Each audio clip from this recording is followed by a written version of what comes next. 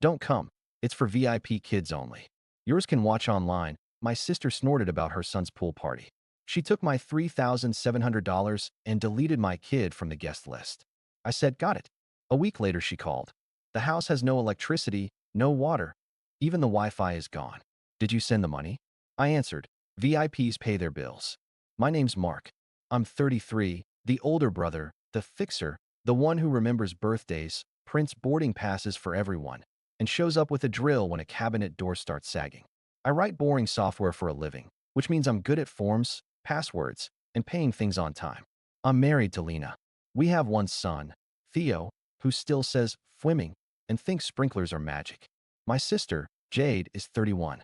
She's the family comet, bright, loud, fast, and always burning someone else's fuel. She married Evan, a guy who speaks like life is a podcast ad. We're doing great things this quarter. They moved into a ranch house my uncle sold them below market after I spent 2 weekends patching drywall, crawling through a creepy crawl space, and labeling the electrical panel because no one else gets this stuff, man. Last Thursday, I was leaving a client call when my phone lit up with a text from Jade. Don't come. It's for VIP kids only, she wrote. Then, yours can watch online. I stared at it. I thought it was a joke. I wrote, what? She called immediately. No hello. Just a laugh that sounded like a sneeze. Mark, please. It's a curated head count. We're doing a brand collab. Swim company, balloons, a photographer. We can't have, like, chaos. Theo's cute. He can watch the live stream. I'll send you the link. I said nothing. I looked at the fridge where Theo's paper fish was stuck with a magnet. He'd painted it blue and called it Sharko. Jade, I said. It's Liam's birthday. He's Theo's cousin. Exactly, she said. Family. So support us. Don't make it about you. Isn't family the part where we actually come? Evan's voice broke in on speaker. We have capacity concerns, bros safety. Legal. Insurance. It's a vibe. Influencers kids first. Brand wants faces people recognize. Brand wants faces, I repeated. The silence felt like the bottom of the pool, heavy and muffled. You took my money for this. That was a general contribution, Jade said. We're fronting a lot. Fadig alone is 4 figures. Also the cabana guy. We needed help. How much did I send? I asked, even though I knew. I'd Venmoed it last week while stirring pasta. Stop being transactional, Jade snapped. Be grateful you get access to the content. We're doing a highlight reel. Lena was at the sink, hands in soap, listening. She whispered, say less, hang up. I kept my voice even. Jade, you messaged me last Tuesday, emergency deposit for the pool company. You asked for $3,700. She sniffed. And you said it was to hold the date and cover lifeguards. I sent it the same hour. You also asked for my utility login, remember? You said the gas bill was bugging out and could I fix the autopay one last time? That's unrelated, she said. Right, I said. Unrelated. Look, Mark, she said, lower now, the way she talks when she's about to close a door on your foot. You're making this weird. Theo is 3. He'll be fine. Send a cupcake emoji. Say proud of you. I'll tag you in stories. I looked at Theo's floaties hanging from a hook, still damp from yesterday's park sprinkler. He'd been singing happy birthday to himself all morning. Okay, I said. Jade exhaled like she'd just solved something. Finally. See. Supportive. Love you. Love you. I said and hung up. Lena set the sponge down slowly. You're calm. I am, I said. For now. She dried her hands. What are you thinking? Nothing loud, I said. Not yet. My phone buzzed. A new text from Jade. A glossy invite image. Liam's VIP splash. Gold font. Sponsored logos at the bottom I'd never heard of. Below it, one more message. We'll send the link 10 a.m. sharp. Try not to spam the chat. It's for parents who are there. I stared at the screen until it dimmed and mirrored my face back at me, small and tired. In my head, a drawer slid open with a neat stack of receipts. Logins, timestamps. Numbers are patient. They don't shout. They wait. I didn't move. I listened to the kitchen clock. Tick, tick, tick. And then, quietly, I said, okay, because I'd heard enough. Jade's taken from me before. It never looked like stealing. It looked like, help me out real quick. It looked like it'll come back around. The first time was rent money the month after she moved out of our parents' place and into a downtown studio with brick walls and a fire escape she posted daily. She said, I start at the boutique next week. It's just timing. I sent $600. She posted iced coffee and wrote, manifesting abundance. I was 27 then, pulling late nights, saving for a down payment, counting how many toilet paper rolls we had left before payday. My parents called it being good with money, like I was hoarding something instead of rationing my own stress. Jade called it stingy vibes. When she got engaged, I bought everyone matching tool belts, showed up, and built her flower arch in our mom's backyard. She cried on camera. Later, she texted, "Can you return the plywood and get the deposit back?" I said, "There was no deposit." She stopped replying. The pattern hardened. I'd fix Wi-Fi, rebuild a shelf, complete a bulk Costco run on my membership, cover a random Uber charge off my card because her Apple Pay glitched. Every time, there was a reason. The reasons lined up like dominoes, and I kept knocking them down. When Jade and Evan bought their house, the utilities were a mess. The previous owners had some weird old billing structure. That's what Jade said. She asked me to put the accounts in my name for a month or two. I had the credit score and the patience to sit on hold with the gas company while an audio loop asked if I'd considered paperless billing. I did it. I set up autopay and sent them screenshots. "You'll get the emails too," I wrote. "Just reimburse me monthly." For the first 2 months, they did. By month 3, they didn't. I sent a gentle reminder. Jade replied with a heart and "got you." Nothing hit my account. Month 4, nothing. When I nudged again, she sent a photo of a cracked tile and wrote, "We had an emergency." You get it. Here's the thing, I did get it. I've lived emergency. I've sat in the dark on purpose to stretch a bill. I've eaten rice with butter and called it comfort food so it didn't feel like surrender. So I told myself I was helping, that it would all even out when life calmed down. It didn't even out. It expanded. When she got pregnant, I installed a smart thermostat so the baby wouldn't roast in August. When the baby came, I built a crib. When the crib came with the wrong hardware, I drove to the store anyway. When Jade said, "We can't afford a gate for the pool yet," I said, "I'll chip in." Because the thought of Liam toddling near water made my stomach twist. I sent the money. She posted the gate with partnership tags. She didn't tag me. And still, I showed up because I loved my nephew, because loving him looked practical and steady, not glamorous. I held him at 3 a.m. while Evan snored through a white noise machine. I wiped spit up off my sweater and learned the language of chubby hands. I checked latches. I found a leak from a supply line under the sink and fixed it with a $6 coupling. I kept receipts in an envelope because that's who I am. Not for court, for memory. Meanwhile, there were the comments. "You're so intense," Jade would say if I asked about money. "You make everything a spreadsheet." "Be flexible," my mom would add, stirring soup like she was the peacekeeper. "Family helps family. Family helps family." I said it to myself like a password. The pool party arrived as a project 2 months ago. "We want it to be a vibe," Jade said, chewing toast. "Cabanas, pastel floats, a grazing table. Liam's only turning 4 once." Evan added, "We'll do a short program. Partners, sponsors, then the cannonball challenge." I said, "He's 4. It's content," Jade said. "He'll thank us when he's older." A week before her VIP splash text, she'd messaged me. "Emergency. Pool deposit due by end of day. Can you help? We'll pay you back after the collab posts clear." I was between invoices. It would be tight for me for a week, but I said yes because that's the muscle memory. I opened my banking app. The $3,700 number sat there like a dare. I typed it in. I hit send. I screenshot the confirmation and sent it to her. She reacted with a confetti emoji and lifesaver. That same day, she asked for my utility login again. "The gas bill keeps bouncing. It's saying something about authentication. Can you just go in and fix it?" Promised last time. I changed the password, logged in, and saw a balance that made my jaw clench. Months worth. I looked at the calendar. I looked at the pool date. I told myself I'd reconcile it when my own invoice is paid. Then came the invite line. "Don't come. It's for VIP kids only." I told myself I misread it. I hadn't. That night, my mom called. She didn't ask how I was. She said, "Don't take it personally, honey. Jade is under pressure. Sponsors need things." "Mom," I said, "she uninvited Theo." "He's little," Mom said. "He won't remember." Theo padded into the room wearing his shark towel and said, "I swim fast." I nodded because I couldn't speak. He spun in a slow circle and made a splash sound with his mouth. "Just be there for your sister," Mom continued. "You know how she is." I knew exactly how she was. That's why my hands were calm. That's why I lined up my receipts on the kitchen table like cards. Lena watched me from the doorway. "You're going to ask for the money back," she said. "Eventually," I said.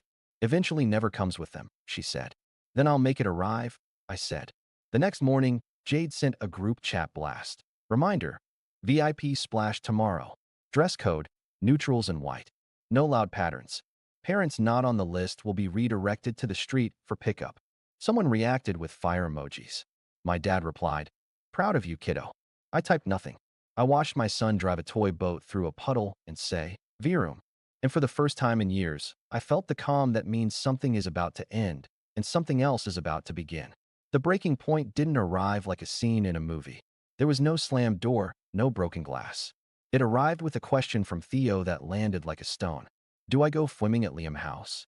I crouched. Not this time, buddy. Why? He blinked at me. He waits for reasons. I give him reasons about everything. Because carrots help your eyes. Because blocks fall without a base. Because the sun goes to sleep. Because mommy's sister made a silly rule, I said. It's not about you. He thought about that. I can clap, he asked. You can clap from home, I said, and something in my chest cracked quietly. I texted Jade, we won't be there. Refund my $3,700 by Friday. Also, I'm ending the utilities coverage today. You'll need to put everything in your name. She called instantly. You're kidding. No, I said. You're going to ruin my son's birthday because you're in your feelings? Your son's birthday, I said, is funded by my money and running on my accounts. Evan jumped in. Threats aren't a good look. Bro sponsors are watching. Cool, I said. Sponsors can watch you pay your gas bill. Jade scoffed. You wouldn't dare. Mark, I will destroy you in the family chat. Don't play with me. Jade, I said evenly, I don't have to play. She hung up. 8 seconds later, the family group chat lit up. Jade, heads up. Mark is trying to sabotage Liam's day. He's withholding funds and threatening utilities. I can't with the negativity. Mom, Mark, why would you do this? Call me. Dad, son, fix it. Now. I texted one message to the chat. I'll send a summary. Then I'm muting this. I attached a PDF. On the first page, a list of line items. Pool deposit, $3,700, since 7 days ago, 2:32 p.m. Gas/electric balances. For months unpaid, statements attached. Pool gate contribution, $450, screenshot. Emergency plumber, supply line $126.84, receipt. Groceries delivered after Liam was born, $189.02, invoice. Then I wrote, we were invited to watch our nephew's birthday online because our child is not VIP. Please direct your requests for generosity to the sponsors. Jade replied with 30 laughing emojis. Imagine making a spreadsheet for a birthday party. Mom, this is not the time. Lena, who never speaks in family threads, typed. We asked to come. We were told no. Silence for a beat. Then Dad. Mark, stop embarrassing your sister. Do the right thing. I took a breath. Not to calm down. To keep my voice level when I called the gas company and the electric company. I explained that I was removing autopay and the accounts would be transferred or terminated at the end of the cycle. The rep asked if I wanted to schedule disconnection. I said no. I'm simply ending my payments. The account holder is me. The usage is not. The rep read a disclaimer. I listened to every word. I said yes when it mattered. No when it didn't. Jade called again while I was still on hold with the second company. I let it go to voicemail. She left 6 messages, each angrier than the last. You petty little man. Theo's not even that into water. You'll regret this. When the emails came, autopay canceled. I forwarded them to Jade and Evan with a polite note. Please set up your own billing today. You've had months. No reply. The morning of the party, the live stream link arrived at 9:58 a.m. The thumbnail showed white balloons, paper fans, branded towels. The caption, welcome VIP families. Theo sat in my lap in his shark towel. He clapped when the screen showed inflatables. He said, Liam Fwim. I kissed his head and said, yep. At 10:43 a.m., my phone rang. Jade. I answered. Her voice was no longer a laugh. It scraped. The house has no electricity, she said. No water. Even the Wi-Fi is gone. Did you send the money?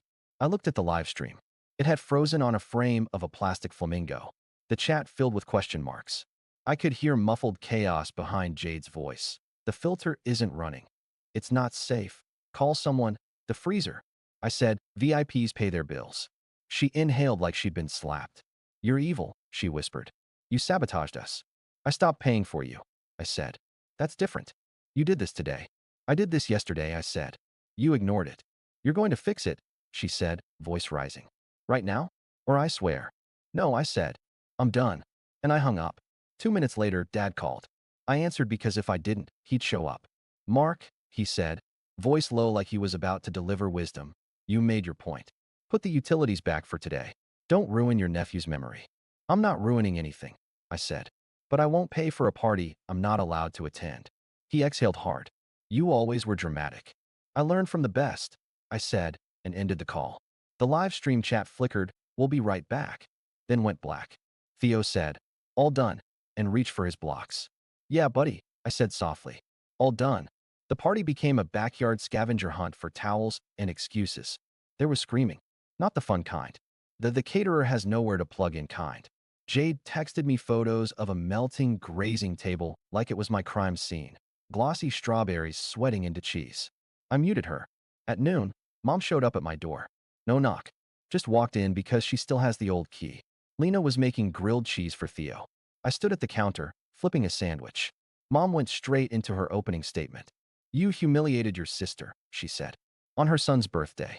I put the spatula down. She uninvited my son. That's not the point. It's exactly the point, I said. She said it poorly, Mom said. But she was overwhelmed. Sponsors. Stop saying sponsors, Lena said quietly. Mom turned, surprised she was there. Mom tried again. You didn't need to cut power. I didn't cut anything. I ended auto pay on accounts I own. I sent notice. They didn't act. She counted on you. Mom said, softer now. You're reliable. That's not a compliment if it means default wallet, I said. Mom's face shifted, like she'd glimpsed a different angle and didn't like it. So what now? War. No, I said. Boundaries. At 1:30 p.m., Evan posted a story of him carrying buckets of water like a pioneer. The caption, haters can't stop the grind. Comments were off. At 2:05 p.m., my uncle, the one who sold them the house, called me. What happened, he asked. I told him exactly what happened. No extra adjectives. He grunted. I told them to change the accounts months ago. At 3 p.m., Jade called again. I let it go to voicemail. We salvaged it, she said, toneless. The generator came. But this is not over. At 4 p.m., the family thread filled with the usual split screen. Half of them telling me I went nuclear, the other half staying suspiciously quiet. Lena sent me a single look from the couch. It said, they're going to try to yank you back in. I nodded. At 6 p.m., there was a knock. Evan. He was still in a white linen shirt spotted with something that looked like cake. He held a letter-size printout. This is insane, he said, pushing past me. You can't just. Stop, I said. You embarrassed us, he said. You cost us a partnership. You think we won't come for you legally? Over me not paying your bills. I asked. Okay. He set the printout on my table. It was an invoice. Meant for me. Half of the party cost, he said. Send it by Monday. I laughed. Not mean. Just tired. Get out of my house. He took a step forward like he wanted a scene. Lena stood up. She didn't raise her voice. Evan, leave. He glared. This is bigger than you think, he said to me. People with reach were watching. Good, I said. Let them watch you demand money from your brother-in-law while banning his kid. He flinched. Not much. Enough. He left. That night, I pulled the envelope of receipts back out and added the day's printed emails. Autopay canceled, confirmation numbers, timestamped call logs. I'm not a revenge guy. That's never been my fuel. What I am is a documentation guy. I wrote a short, polite email to Jade and Evan with bullet points and attached the same PDF I'd sent the family thread, expanded now. Utility accounts will be in your names by Friday, contact info attached. Reimbursement total to date with dates and references. Deadline for the $3,700 refund, Friday at 5 p.m. If not received, I will file a small claims case for reimbursement of funds and seek to recover court fees. I CC'd my uncle because he's the only one who reads. I clicked send. Then I closed the laptop and sat with Theo on the floor and stacked blocks until the tower crashed, and he laughed like the sound could break a curse. The next day, something shifted. Not in the loud half of the family. They were busy. New posts went up of resilience and community. A photo of a cake with a candle stuck into a cup of melted ice cream. The caption, we made memories. I scrolled past it and went outside to water the tomatoes. The shift came from the quiet half. My cousin Mira texted. I'm sorry. That was cruel, she wrote. We all saw the VIP thing, but no one said anything. It was easier. Thanks, I replied.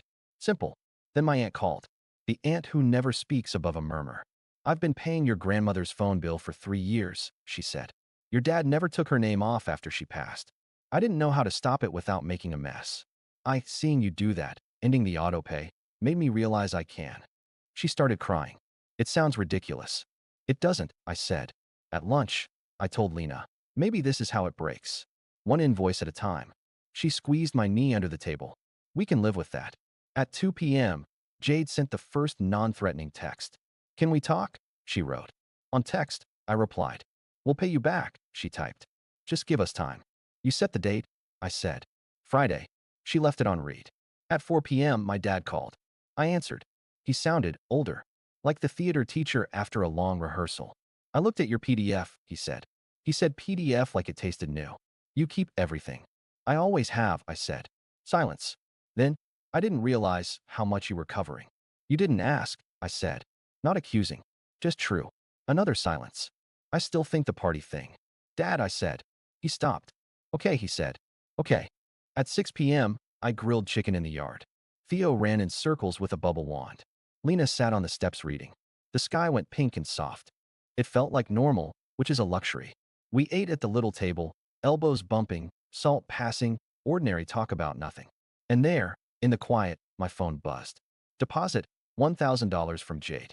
Then another, $1,000 from Evan. A minute later, $1,700 from Jade with a note. For your precious ledger. I didn't reply. I sent a screenshot to Lena. She smiled and shook her head. Of course, she said. Even the last line has glitter. I opened my banking app and moved the money to savings. I wrote a receipt and added it to the PDF. I wrote, paid in full, dated it, and sent it to Jade and Evan and my uncle. Nothing dramatic. Just a clean line. That night, Jade posted a photo of Liam blowing out a candle at their kitchen table. No sponsor tags. No balloons, just a superhero plate. It was a better picture than anything from earlier. For a second, I felt a surprising sting behind my eyes. Then I closed the app. The day after that, Jade texted Lena. Not me. Do you think Theo would like to come over next week to play? She wrote. Just the cousins. Lena showed me the screen, one eyebrow raised. Yes, I said. He'd like that. You sure? Lena asked. I'm sure, I said. But I'll drop him off at the door. And I pick him up on time. That's the whole deal. Copy, she said. When I did drop Theo off, Jade opened the door without the soundtrack voice. She looked tired, makeup-free. She knelt to Theo's height and said, Hi, buddy. She didn't say VIP. She didn't say anything about brands. She looked at me and didn't blink like she does when she's about to sell something. Thank you, she said. For what? I asked. She looked down at her hands. For making a line I could see. I nodded. Pick up at 2, I said. 2, she said. I went home. I didn't hover. I didn't stalk the nanny cam I never installed. I drank coffee on my own porch and watched a squirrel yell at nothing. At 2, Theo was at the door with wet hair and a grin. I swim, he said. In the bath, Jade added quickly. Not the pool. Chill. Good, I said. And we left. On Friday, my uncle texted me a PDF of the utility transfers executed. He wrote, You're out. Thanks, I replied. It looked like nothing. It felt like oxygen. I thought I'd feel triumphant. I didn't. I felt clean, like I'd finally thrown away a box of cables I'd been hauling apartment to apartment, pretending I'd need them someday. The space felt strange at first. Then it felt right. Here's what stuck, what I keep in the front pocket of my mind. People who love you will still take from you if you teach them you're a well that never runs dry. They don't even notice the bucket scraping the bottom. It's not malice. It's convenience wrapped in habit.